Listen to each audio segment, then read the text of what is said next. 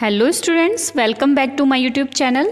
Students, इसके पहले हमने चैप्टर 1 स्टार्ट किया था। चैप्टर 1 में हमने केमिकल रिएक्शंस क्या होती हैं, ठीक है, उसकी इक्वेशंस को, हम रिएक्शंस को कैसे लिखते हैं और कॉम्बिनेशन रिएक्शन, ये टॉपिक हमने क्लियर कर लिए पिछली वीडियो में। अगर आपने वो नहीं देखा है तो डिस्क्रिप्शन बॉक्स को चेक करो और वहाँ से जो है उस वीडियो को देखो, तभी आगे आपका कॉन्सेप्ट क्लियर होगा। अदरवाइज़ आप प्लेलिस्ट भी जाके चैनल पे जाओ और प्लेलिस्ट से चेक करो, वहाँ से भी आपको मिल जाएगी, ठीक है। तो स्टार्ट करते हैं आज का टॉपिक। आज का टॉपिक है हमारा डीकम्पोजिशन रिएक्शन। तो जो डीकम्पोजिशन रिएक्शन होती है ना, वो कॉम्बिनेशन रिएक्शन के बिल्कुल अपोजिट होती है। कैसे? देखो, कॉम्बिनेशन रिएक्शन में हमने क्या किया था, A + B give rise AB, मतलब दो रिएक्टेंट थे, उनसे क्या बना था, एक प्रोडक्ट बना था। अब डीकम्पोजिशन में क्या होता है, AB give rise A + B, है ना बिल्कुल अपोजिट। चेक करो, है ना बिल्कुल अपोजिट। कैसे हुआ इसमें? यहाँ पर देखो, रिएक्टेंट एक है और प्रोडक्ट 2 या 2 से ज़्यादा हो सकता है, और यहाँ पर जो है 2 रिएक्टेंट है और प्रोडक्ट क्या है, एक है। तो कॉम्बिनेशन रिएक्शन क्या हो गई कि हमने जैसे कि पढ़ चुके हैं, 2 एलिमेंट्स मिलकर के सिंगल कंपाउंड बनाता है, और यहाँ पे कंपाउंड को हम अलग अलग तोड़ देते हैं, ठीक है, अलग अलग इसको कर देते हैं, तो उसे हम क्या बोलते हैं, डीकम्पोजिशन रिएक्शन, ठीक है। तो चलिए इसको थोड़ा डीकम्पोजिशन रिएक्शन को हम डिटेल में पढ़ते हैं। तो डीकम्पोजिशन रिएक्शन जैसे कि मैंने आपको बता ही दिया कि क्या होता है। तो यहाँ पे एक एक्टिविटी दी है, पहले इस एक्टिविटी को देख लेते हैं, ठीक है। यहाँ से तो ये यहाँ पर है बर्नर, आपको पता है, ये टेस्ट ट्यूब है। टेस्ट ट्यूब में क्या रखा है, फेरस सल्फेट, जिसका कलर क्या होता है, ग्रीन कलर का होता है, ठीक है। फेरस सल्फेट के क्रिस्टल, फेरस सल्फेट के क्रिस्टल ऐसे छोटे छोटे जो होते हैं, वो दाने टाइप के होते हैं, उनको फेरस सल्फेट बोलते हैं, ठीक है, वो क्रिस्टल बोलते हैं उनको। अब उसको जब टेस्ट ट्यूब में डाला और उसको हमने क्या किया, बॉयल करना शुरू किया, तो यहाँ से जो है कोई गैस निकलनी शुरू होती है, ठीक है। आप अपनी नोज को इसके पास लेके जाओगे ना, तो आपको ऑर्डर जो है गंध गैस की आएगी, ठीक है। तो इसमें क्या होता है, तो यहाँ पर इसको आपकी रिएक्शन हो रही है, इसमें फेरस सल्फेट जो होता है वो ग्रीन कलर का होता है, ठीक है, और उसका कलर क्या हो जाता है, चेंज हो जाता है, और स्मेल भी उसकी आती है। तो यहाँ पे कैसे रिएक्शन हो रही है, इस तरीके की। कैसे? ये है आपका फेरस सल्फेट FeSO4, ये कैसा है, सॉलिड है। इसको हीट किया तो क्या बन गया, फेरिक ऑक्साइड Fe2O3, और साथ में इसके साथ क्या निकला है, SO2 सल्फर डाइऑक्साइड और सल्फर ट्राई ऑक्साइड, ठीक है। तो अब आप इस रिएक्शन में अगर ध्यान दोगे तो यहाँ पर जो रिएक्टेंट है वो क्या है, सिंगल है, ठीक है, एक है, ठीक है, और जो प्रोडक्ट है वो क्या है, 2 या 2 से ज्यादा, 2 या 2 से ज्यादा। तो ऐसे रिएक्शन को हम क्या बोलते हैं, डीकम्पोजिशन रिएक्शन। तो आपको समझ आ गई डीकम्पोजिशन रिएक्शन कैसी होती है, जब सिंगल जो है प्रोडक्ट सिंगल जो रिएक्टेंट है वो 2 या 2 से ज़्यादा प्रोडक्ट में डिवाइड हो जाता है, ठीक है, चेंज हो जाता है, उसे क्या बोलते हैं, डीकम्पोजिशन रिएक्शन। ये किसके अपोजिट है, ये बिल्कुल अपोजिट किसके है, ये कॉम्बिनेशन रिएक्शन के अपोजिट है, ठीक है। नेक्स्ट देखते हैं हम। अब जो बच्चों डीकम्पोजिशन रिएक्शन होती है ना, ये 3 टाइप की होती है। एक होती है थर्मल, जो कि हीट के द्वारा होती है, थर्मल डीकम्पोजिशन रिएक्शन, जो हीट के थ्रू होती है, ठीक है, डीकम्पोजिशन हो रही है, ठीक है, लेकिन वो हीट के थ्रू हो रही है, वो अलग अलग हो रहा है उसका प्रोडक्ट, ठीक है, तो वो थर्मल रिएक्शन है। अगर वो लाइट के थ्रू डिकम्पोज हो रही है तो उसे बोलेंगे फोटोकेमिकल डिकम्पोजिशन रिएक्शन, ठीक है। और अगर वो इलेक्ट्रिसिटी के थ्रू अलग अलग हो रही है तो उसको बोलेंगे इलेक्ट्रोलाइसिस डिकम्पोजिशन रिएक्शन, ठीक है।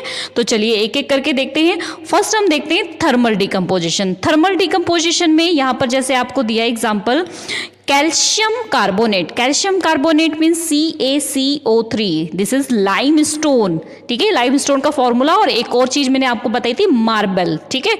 जब इसको हमने हीट किया तो ये 2 अलग देखो हुआ ना, CaO क्विक लाइम और CO 2, ठीक है। तो यहाँ पर एक सिंगल जो रिएक्टेंट है, 2 या 2 से ज़्यादा प्रोडक्ट में क्या हो गया, डिवाइड हो गया, ठीक है।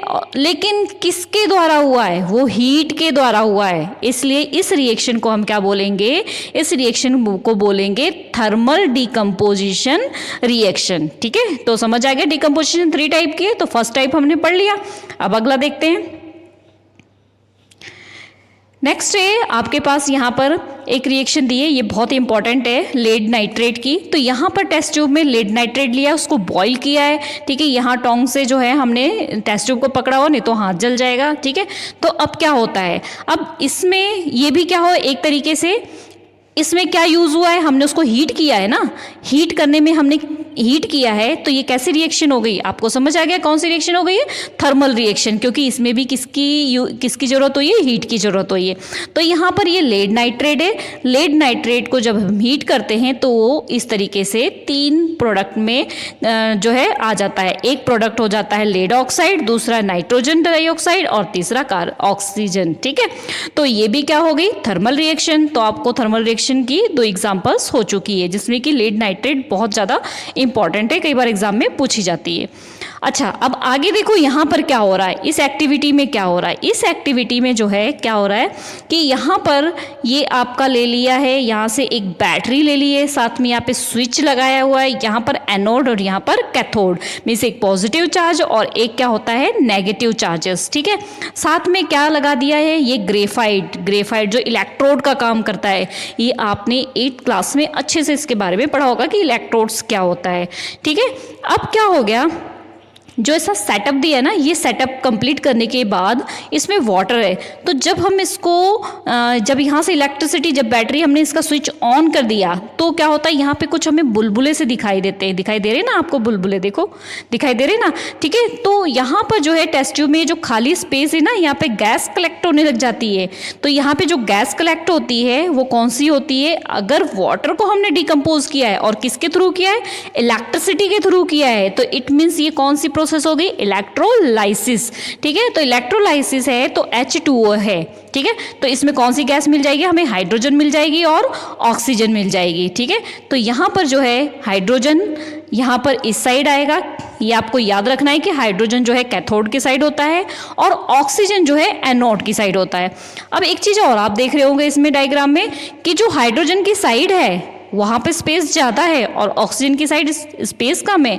मीन्स अगर हम कहें कि इनका रेशो 2:1 होता है, मीन्स हाइड्रोजन जो है वो 2 पार्ट और ऑक्सीजन जो है 1 पार्ट होता है। तो क्यों, क्योंकि हमें पता है उसका फॉर्मूला क्या है, H2O में हाइड्रोजन कितना है, 2 है और ऑक्सीजन कितना है, सिंगल है, इसलिए यहाँ पर भी इनकी रेशो ज़्यादा होती है, ठीक है। तो अब इस तरीके से हमने वाटर को जो है डिकम्पोज किया है, किसके थ्रू, इलेक्ट्रिसिटी के थ्रू किया है। तो हम इस रिएक्शन को क्या बोलेंगे, इलेक्ट्रोलाइसिस, ठीक है। चलिए आगे देखते हैं। नेक्स्ट है हमारा ये रिएक्शन, ठीक है, ये एक्टिविटी 1.8 जो है। अब देखो यहाँ पे क्या रिएक्शन हो रही है, यहाँ पर जो है ये चाइना डिश है, इसके अंदर रखा है silver chloride. Silver chloride means AgCl, ठीक है, Ag सिल्वर, Cl क्लोराइड। अब यहाँ से सन की लाइट जो है इस पे गिर रही है, ठीक है। अब जब सन की लाइट गिर रही है तो इसमें कुछ रिएक्शंस हो रही है। वो रिएक्शन क्या हो रही है, इस तरीके से जो सिल्वर क्लोराइड है जब उस पे सन लाइट गिरी तो वो सिल्वर और क्लोरीन को क्या करता है, अलग कर देता है, ठीक है।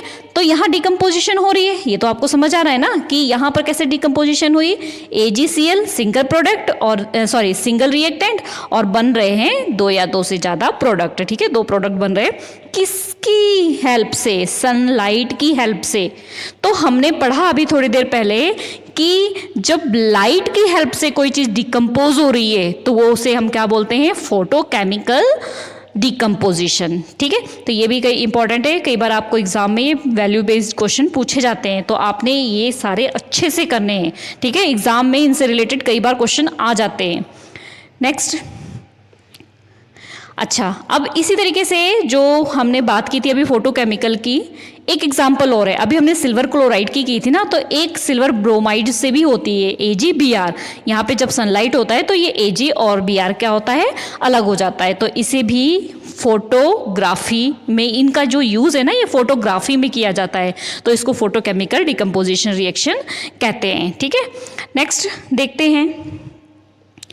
नेक्स्ट है हमारा, जैसे कि हमने कहा था मेन हमारी जो रिएक्शंस होती हैं, जो हमारी मेन होती है, एक होती है कॉम्बिनेशन, फिर डिकम्पोजिशन, फिर डिस्प्लेसमेंट, और दूसरी क्या होती है, डबल डिस्प्लेसमेंट। तो अगली है हमारी डिस्प्लेसमेंट रिएक्शन। डिस्प्लेसमेंट रिएक्शन, ये देखो इसमें क्या हो रहा है, डिस्प्लेसमेंट रिएक्शन में, ये एक्टिविटी से समझो पहले। तो देखो डिस्प्लेसमेंट में एक्टिविटी बाद में देखते हैं, पहले देखो A B प्लस C, ठीक है, C, उसके बाद गिव राइज अगर मैंने कर दिया, यहां पर है आपके पास AC प्लस B।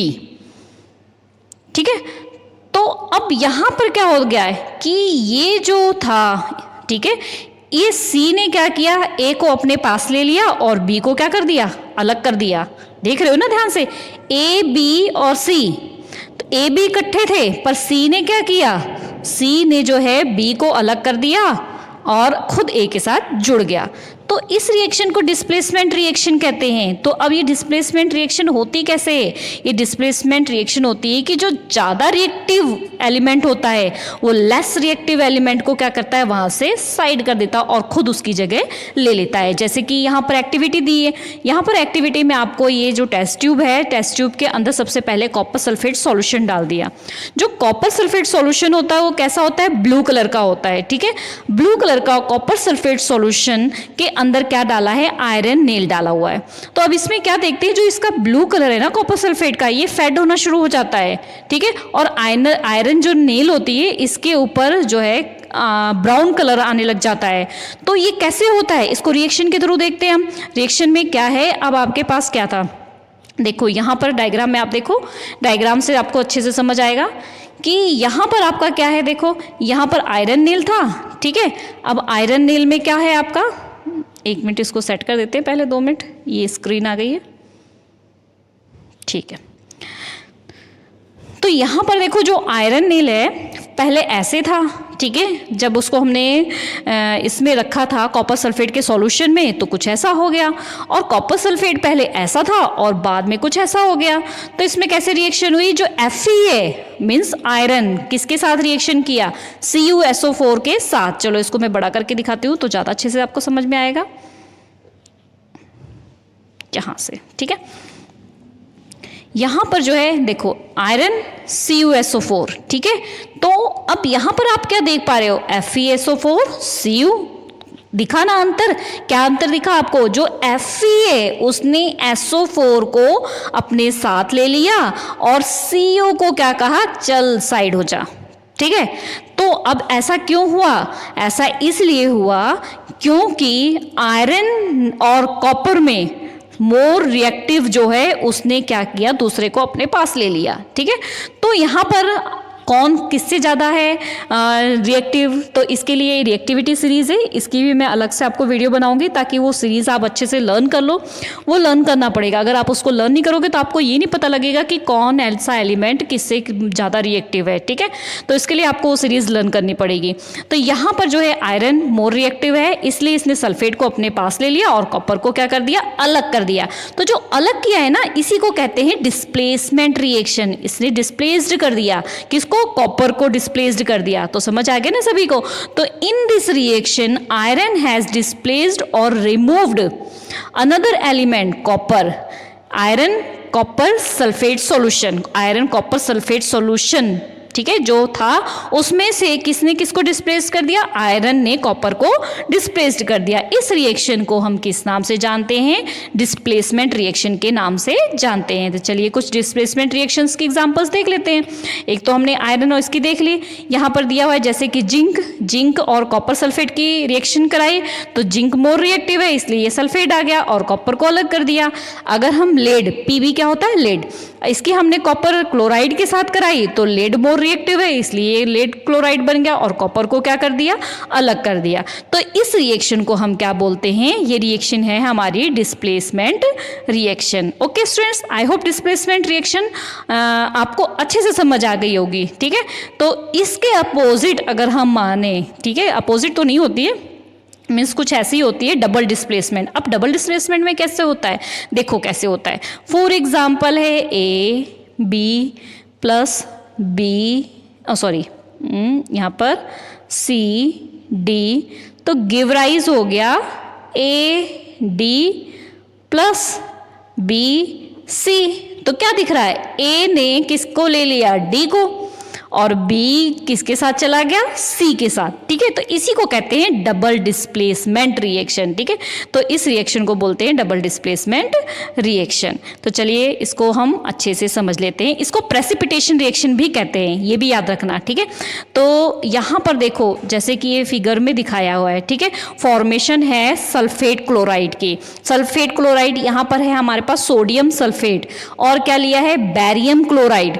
अब यहाँ पर ध्यान से देखो, बी ए जो है वो किसके साथ जुड़ा है, SO4 के साथ। देखो BaSO4 बन गया।